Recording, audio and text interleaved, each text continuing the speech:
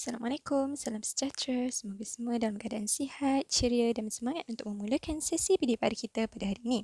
Okay, baiklah, sebelum kita mula, saya nak awak pastikan ada bersama-sama dengan awak ialah modul sains tahun 6, unit 6 daya. Macam yang awak nampak dalam gambar ni. Lepas tu saya juga nak awak pastikan ada bersama-sama dengan awak ialah buku teks sains tahun 6 dan juga alat tulis. Okay. Alat tulis tu awak punya pensel, pembaris, pemadam. Okay. Okay, so kita sambung PDPR kita pada hari ini masih lagi dalam tajuk unit 6 daya. Hari ini yang pertama standard kandungan kita akan belajar ialah 6.2 daya geseran. Okay, daya geseran kita dah belajar dalam kelas sebelum ni, sama juga kita nak sambung sahaja hari ini. Okay, standard pembelajaran 6.2.3 memerihalkan kesan daya geseran. 6.2.4 menyelesaikan masalah dalam kehidupan harian dengan menambah atau mengurangkan geseran. Yang ni kita nak belajar hari ni. Okey, 6.2.5 menjelaskan pemerhatian melalui lakaran TMK penulisan atau lisan. Okey. Kriteria kejayaan. Di akhir pembelajaran, saya boleh, awak boleh, menjana idea kesan geseran serta menyatakan sekurangnya satu cara menambah dan mengurangkan geseran. Okey, awak dapat menjawab bahagian ni, awak layak untuk ditaksir dengan TP5 tahap konsep 5. Okey.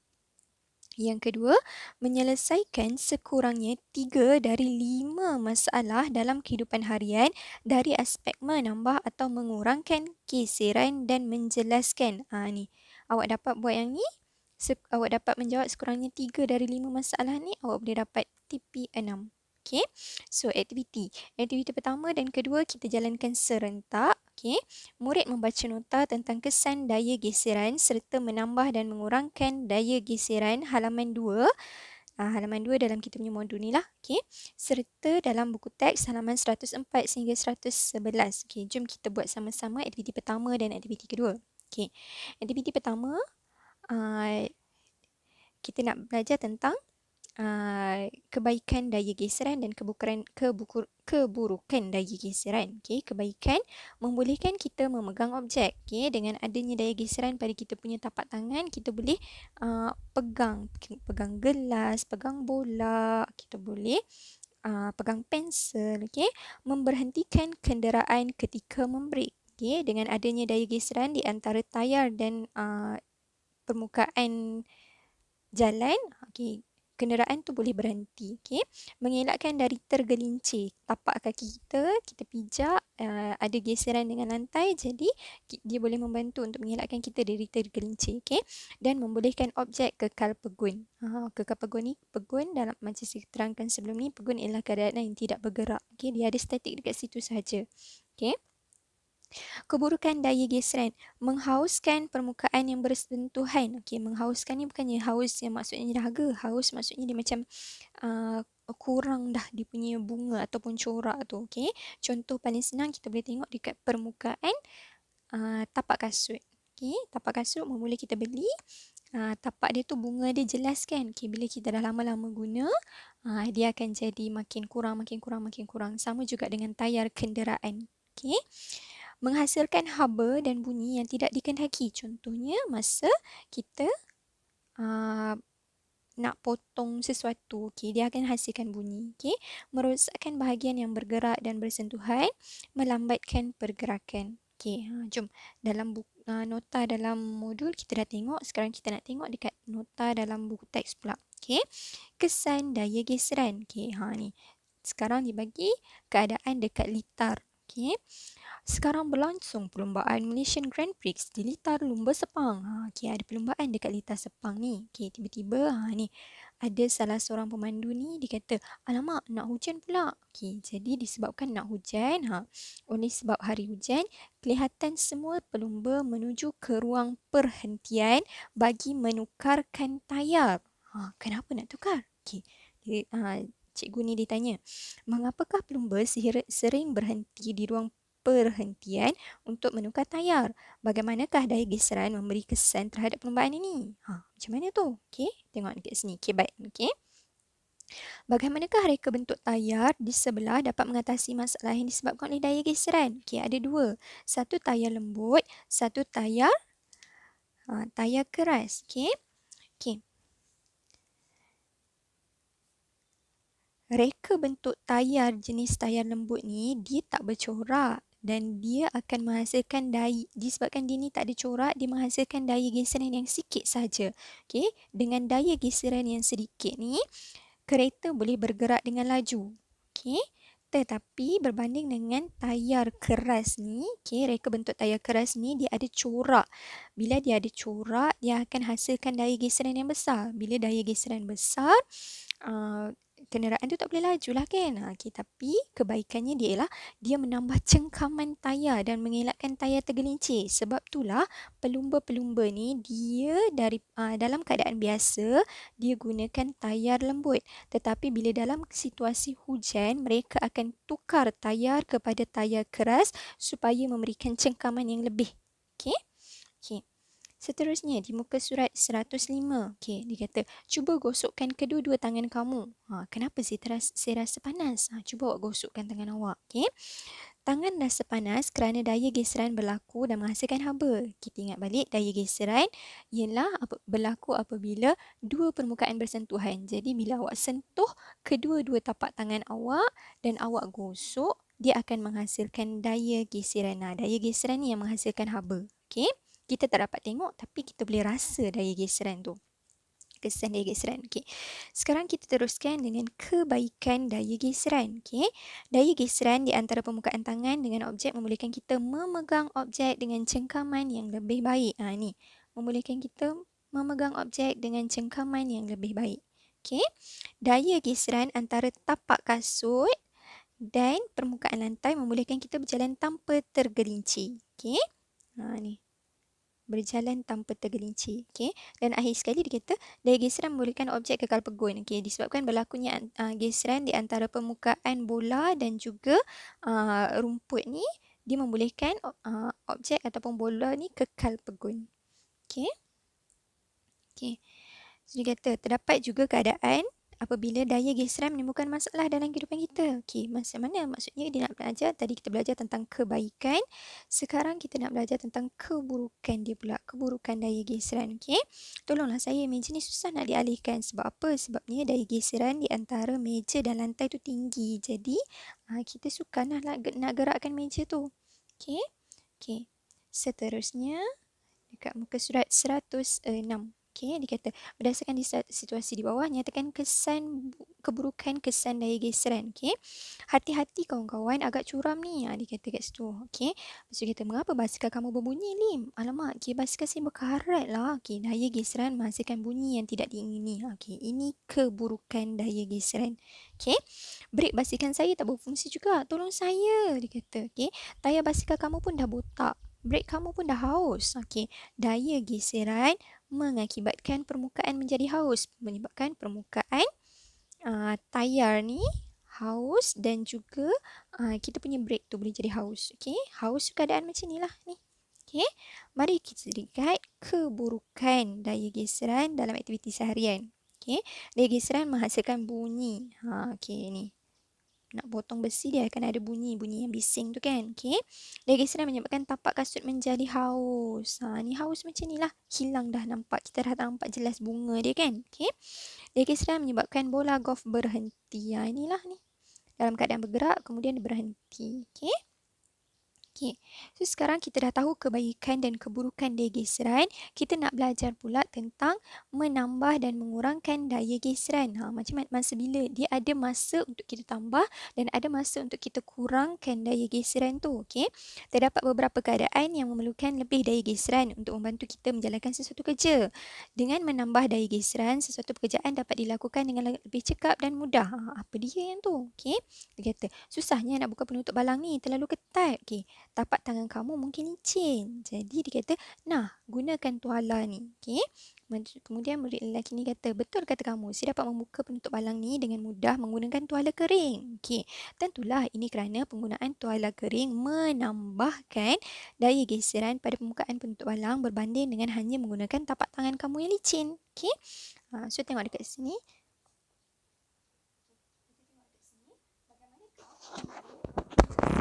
Apabila bola digesek, biola digesek. Okey. So, dia kata bila biola ni digesek, tali dengan um, tali dekat kayu biola ni dengan tali dekat biola ni dia akan bergeser. Okey, geseran ni yang menghasilkan bunyi. Okey. So dia kata kat sini, mengapakah omboh menghasilkan haba? Injap piston yang bergerak, okey, dia akan bergeraklah atas bawah atas bawah atas bawah kan. Okey.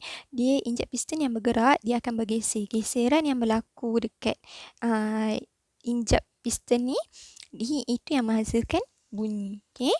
Yang ketiga, kenapa kereta api mengambil masa yang lama untuk berhenti dekat landasan? Okey. Geseran di antara tayar kereta api dengan landasan adalah sikit kerana landasan tu licin. Okey. Bila landasan licin maksudnya geseran kurang. Bila geseran kurang, itulah sebab itulah kereta api ni perlukan masa yang lama untuk berhenti. Okey. So, last sekali dia kata, mengapakah gelas kaca yang berisi air sejuk boleh bergerak sendiri apabila diletak atas meja kaca? Okey. So, udara yang ada dekat sekeliling gelas ni disejukkan oleh permukaan gelas yang sejuk. Maksudnya dia berlaku proses kondensasi. Okey. Udara terkondensasi jadi wap air. Wap air ni lah yang dia turun-turun ke bawah tu kan. Dia mengalir ke bawah tu kan. Okey.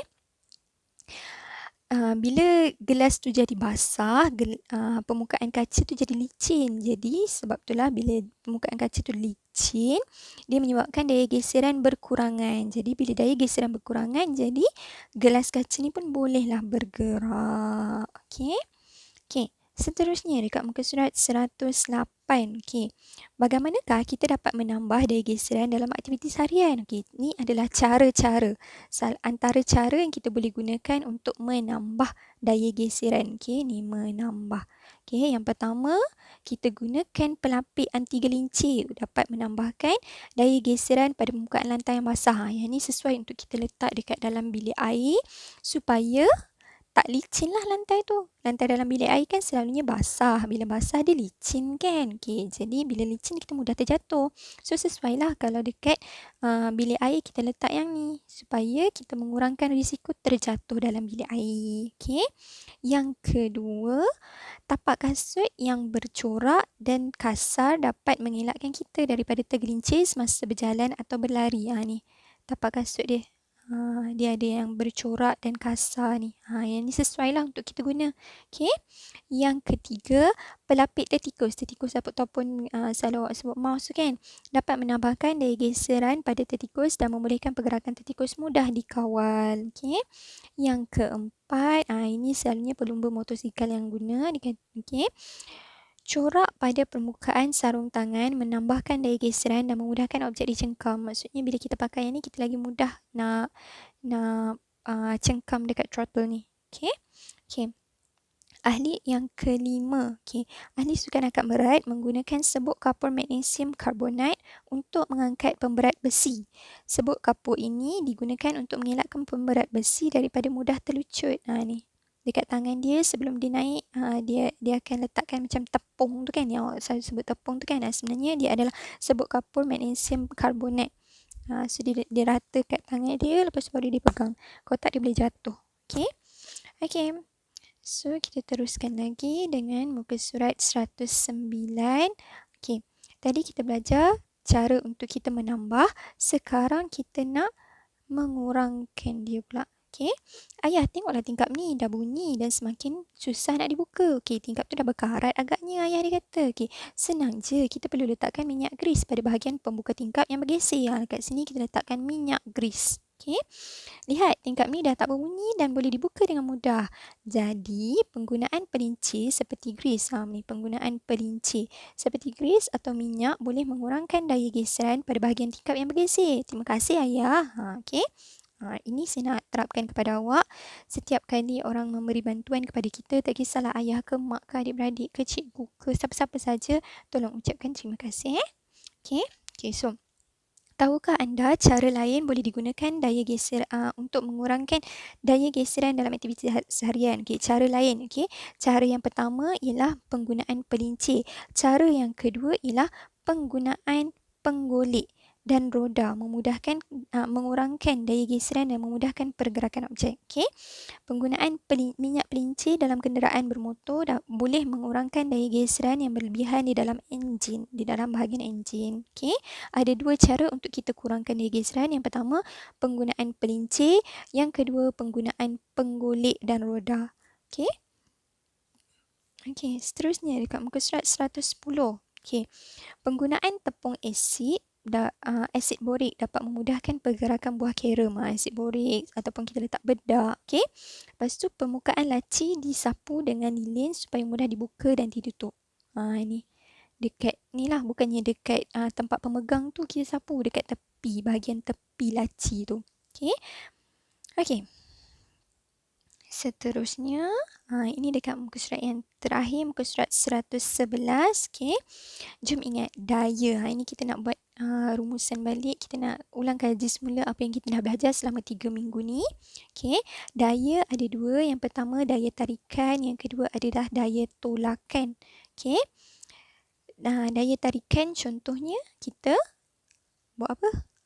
Tengok balik aktiviti sebelum ni. Daya tolakan yang kita dah buat aktiviti sebelum ni. Okay.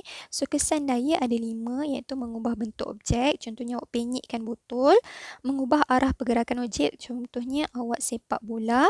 Mengubah kelajuan objek. Contohnya, awak tolak kereta mainan. Memberhentikan objek bergerak. Contohnya, awak tangkap bola. Ataupun menggerakkan objek pegun. Contohnya, awak pukul bola golf. Mula-mula bola golf tu dalam keadaan pegun, dalam keadaan tak bergerak. Kemudian awak pukul dia. So dia menggerakkan objek pegun. Okay. So kita dah belajar hari ni daya geseran dari segi kebaikan dan keburukan. Kebaikan dia menghasilkan haba. Bila dia dapat hasilkan haba, kita pun boleh rasa panas lah. Okay. Memperlahankan objek bergerak dan akhirnya berhenti. Kita boleh memegang objek, memulihkan objek kekal pegun dan menajamkan peralatan. Okay, keburukan dia ialah dia menghasilkan bunyi yang tidak diingini, dia menyukarkan pergerakan, dia mengakibatkan permukaan kasut dan tayar kenderaan menjadi haus. Okay. Cara untuk menambah daya geseran menggunakan tapak dan permukaan bercorak, menggunakan tapak dan permukaan kasar, menggunakan pelapik anti gelincir, menggunakan sebut kapur magnesium karbonat. Okay. Ataupun cara seterusnya ialah mengurangkan daya geseran, penggunaan minyak pelincir, penggunaan minyak grease, penggunaan penggolek dan alas berbola, penggunaan lilin, penggunaan tepung asid borik. Okey. Faktor mempengaruhi macam kita dah belajar dalam sebelum ni ialah jenis permukaan dan jisim objek. Okey, seterusnya ini adalah latihan. Latihan ni lah bila awak dapat jawab soalan ni, awak dah dapat TP 5. Okey. Cara dia macam mana? Okey, Rajah menunjukkan dua keadaan tapak kasut. Ada A dan B. Tapak kasut A dan tapak kasut B. Okey. Bandingkan tapak kasut A dan tapak kasut B. Dia suruh awak bandingkan. Okey. Jadi, awak kena tulis dekat situ apa yang kita nak bandingkan ni. Mestilah mula-mula kita nak bandingkan tentang bunga. Betul? Okey. Bunga pada tapak kasut A masih jelas, manakala pada tapak kasut B telah haus. Okey. Apakah daya yang menyebabkan kesan tapak kasut B ni? Ni. Kenapa? Apa dia daya tu? Daya tarikan ke? Daya tolakan ke? Tidak. Dia adalah daya geseran. Okey. Apakah yang akan berlaku jika seseorang memakai kasut B dan berjalan atas lantai yang licin? Okey. Apa jadi kalau kita pakai kasut ni, lepas tu kita jalan atas lantai yang licin? Apa jadi? Okey. Berikan satu cara untuk menambahkan daya geseran. Ni. Ada dah kan kat atas ni? Mengurangkan daya geseran. Cara nak mengurangkan daya geseran. Yang ada ni kat sini. Okey. Seterusnya, seterusnya latihan yang terakhir. Okey. Dia kata dekat sini, baca dan fahamkan situasi. Tuliskan penyelesaian yang betul. Okey. Sama ada menambah daya geseran atau mengurangkan daya geseran. Penggunaan tuala kering untuk membuka penutup botol. ini adalah menambah daya geseran atau mengurangkan daya geseran? Jika awak rasa dia adalah menambah daya geseran, tulis perkataan menambah daya geseran di sini. Jika awak rasa gunakan tuala kering ni untuk mengurangkan daya geseran, tulis mengurangkan daya geseran di sini. Teruskan dengan soalan 2, 3, 4 dan 5. Okey, jawab kat sini. Okey, dan akhir sekali C, jawab soalan berikut. Awak dapat jawab soalan ni, kita boleh taksir awak dengan TP 6, tahap penguasaan 6. Okey, rajah menunjukkan raju sedang memuat lantai. Lantai yang licin menyebabkan Kim tergelincir lalu jatuh. Okey, ini adalah raju. Raju di tengah muat lantai. Ini adalah Kim. Kim ni dia lalu, lepas tu dia tergelincir dan jatuh. Okey, nyatakan inference. Okey, sekarang soalan minta awak buat inference. Inference adalah sebab. Kenapa Kim ni boleh jatuh? Okey, so Kim tergelincir lalu jatuh kerana kerana apa? Kaitkan semula dengan apa yang kita belajar hari ni. Adakah daya geseran tu banyak ataupun daya geseran tu kurang? Yang berlaku bila daya geseran mestilah berlaku di antara lantai dan juga tapak kasut. Betul? Okey, so awak kena berikan sebab kenapa Kim ni boleh tergelincir lalu jatuh. Okey. B, cadangkan satu cara Kim dapat mengelakkan dari terjatuh. Macam mana Kim ni dia nak lalu dekat sini tapi dia nak supaya bila dia lalu dia tak jatuh. Dia nak buat macam mana? Okey, so jawab dekat sini. Habis jawab, ambil gambar, hantar kepada saya. Okey, saya akan semak. Lepas tu bila saya pulangkan, awak semak semula. Seandainya ada yang bertanda biru, awak perlu sama ada buat pembetulan ataupun penambahbaikan terhadap jawapan-jawapan awak tu. Okey, so kalau ada sebarang perkara yang kurang jelas yang awak tak faham, sekali lagi saya ulang, jangan malu, jangan segan untuk bertanya, tanya sahaja kepada saya. Okey, so sekian sahaja penerangan saya untuk kelas kali ini. Terima kasih.